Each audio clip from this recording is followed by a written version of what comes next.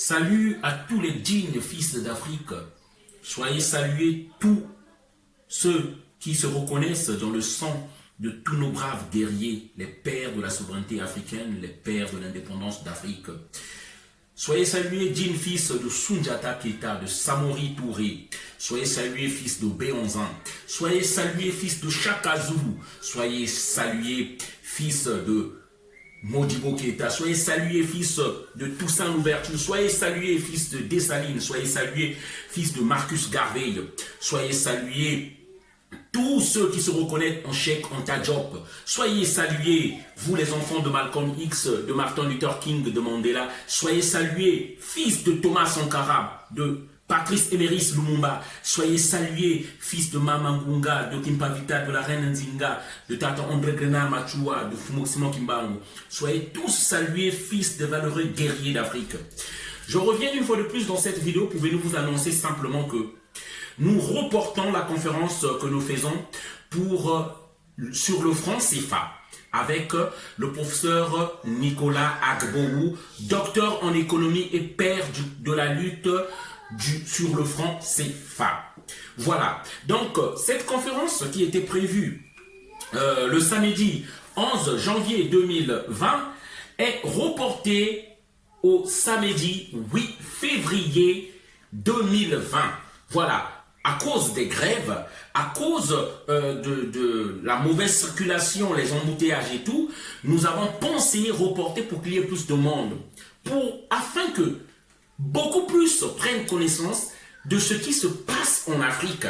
Car il est très important, voyez-vous, il est très important que les gens comprennent, comme dit le professeur Nicolas Agboou, lorsque nos enfants comprendront plus les enjeux, ils seront plus aguerris pour le comprendre, pour le combat. Une fois que vous avez compris ce qui se joue, vous serez aguerris pour le combat. Le franc CFA, c'est ça qui ruine l'Afrique. Aujourd'hui encore, nous avons entendu parler de cet enfant qui est mort accroché sur les ailes de l'avion. Tout ça pour fuir la misère et quitter l'Afrique qu'on a transformée en enfer. Aujourd'hui encore, il y a un mort de plus. D'ailleurs, je vais vous faire écouter une vidéo d'une dame aussi qui a fui l'enfer de l'Afrique en passant par la Libye où ils ont été des objets, je parle bien des objets, des viandes sexuelles. Nous avions pris la route Nigeria, Niger, Algérie.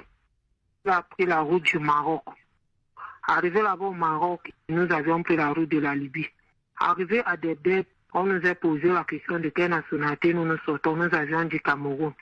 C'est comme ça qu'on nous a amenés dans la communauté camerounaise. Je suis déjà traumatisé comme vous me voyez là. Arrivé là-bas, comme ça, ils nous ont demandé de prendre la route. On a marché jusqu'à près de 4 heures. On nous a demandé de dormir quelque part. On a dormi là. Après là, ils nous ont encore réveillés.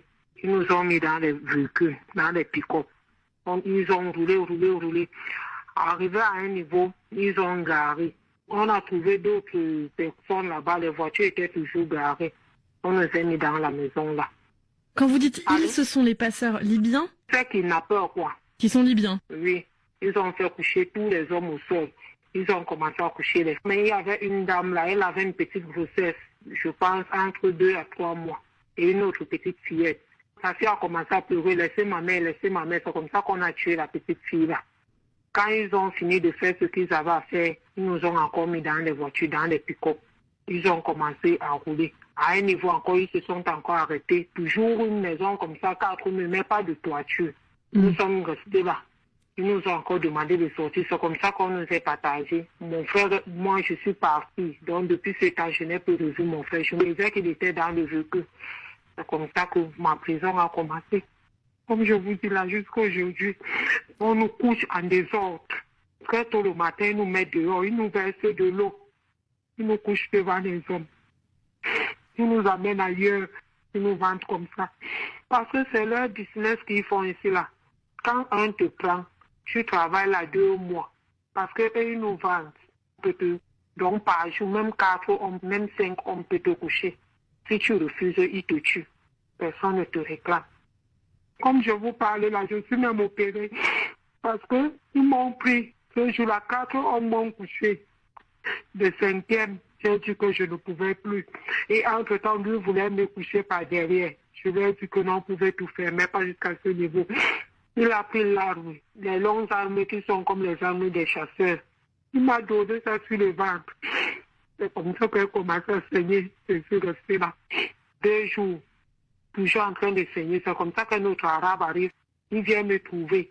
Il voulait aussi me coucher. Il me trouve avec le saignement. Maintenant, moi, je ne parle pas arabe ni l'anglais.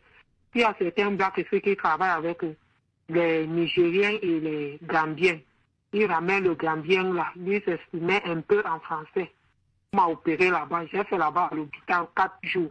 Ils m'ont ramené sans aucun médicament. Je n'ai personne qui peut me faire le pansement. Je faisais même les faire là sur place. Je n'ai jamais connu le dehors. Ça fait 2 ans aujourd'hui que je traverse en Libye. Toujours dans les voitures, toujours dans les maisons enfermées. Avec l'arabe, là, ils m'ont amené dans leur maison. Sur le Libyen, là, dont le Gambien, là, travaille avec le Libyen, là. Et donc là, en fait, vous êtes toujours dans cette maison-là, c'est ça? Chez cet homme? Oui, le Gambien, là, m'a volé. L'arabe, là, je suis là comme sa femme. Et vous savez s'il vous a acheté, s'il a payé quelqu'un pour vous avoir à sa disposition? Je pense qu'il a payé assez. Et ça fait combien de temps que vous êtes dans cette maison-là? Ça fait quelques semaines seulement. Et vous êtes seul dans cette maison? Il y a d'autres gars blancs qui travaillent, d'autres qui lavent les chiens, les voitures. Ils les amènent travailler. Donc le soir, ils les ramènent dans les prisons. Moi, je suis toujours enfermée dedans. Je sais même encore me vendre.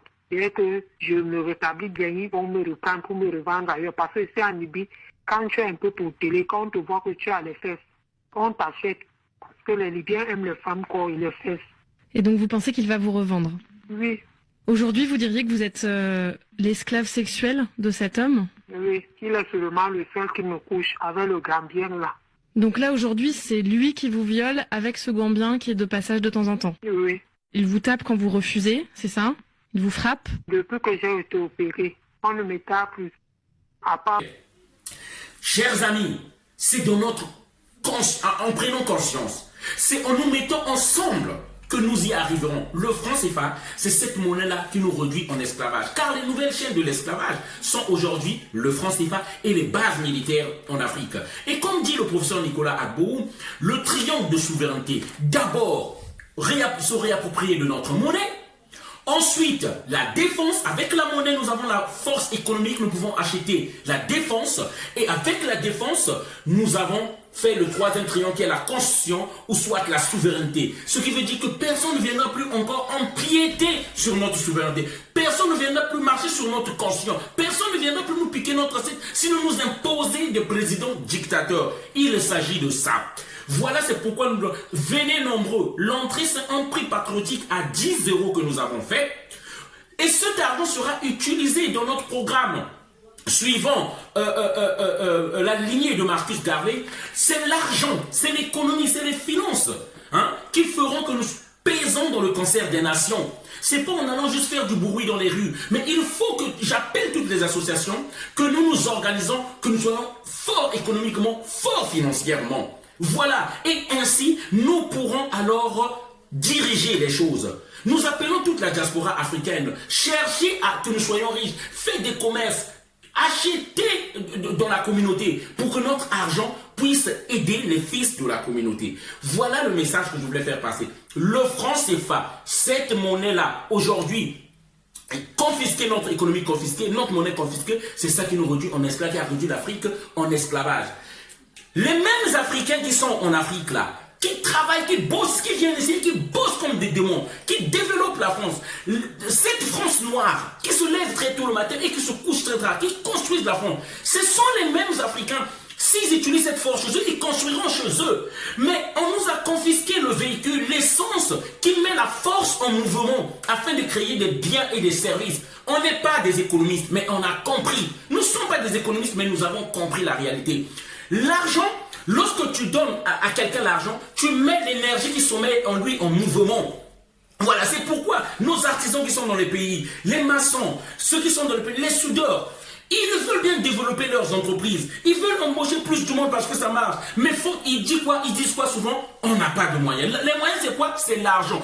parce que notre monnaie, la planche à billets, notre monnaie est fabriquée ici, en France, à Chamalières. Il faut que les gens comprennent ça. Si nous avons notre économie, nous pouvons financer nos artisans. Si nous avons nous pouvons financer les agriculteurs. Nous pouvons créer de la monnaie pour financer nos agriculteurs. Vous verrez que l'Afrique aussi se développera. Il ne s'agit que de ça. C'est pourquoi donc on appelle à un éveil de conscience, chers amis. Soyez nombreux à cette conférence.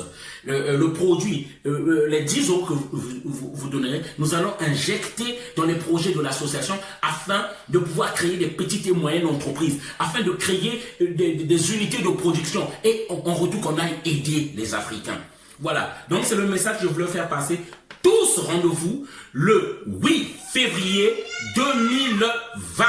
Voilà, et ça se passe à Porte de Choisy. Voilà, à l'église Saint-Hippolyte. Voilà, donc à Porte de Choisy, métro Porte de Choisy. Donc soyons nombreux, on compte sur vous. Venez nombreux, on reste mobilisés. Merci encore.